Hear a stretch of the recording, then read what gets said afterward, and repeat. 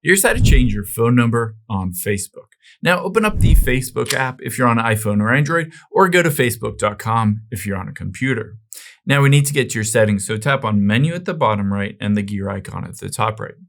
Now that we're in your settings, you have two different options to change your phone number. One is you can just add a new phone number and use that, or you can also remove the old one and then add a brand new one. I'll show you how to do both. Let's hit the See More in Account Center at the very top, and then tap on Personal Details towards the bottom.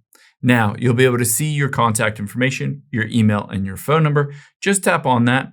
And now from here, you want to go to your phone number here, tap on that, and you have one option. You can tap on Delete Number, and then basically this will disable your two-factor authentication and you can delete it. But you can also just go back and hit Add a New Contact and add a mobile number.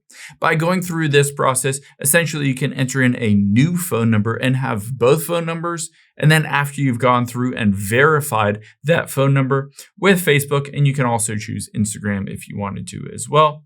And then after you've done that, you can always just go back into the phone number and tap on Delete It if you no longer want the old number associated with your account.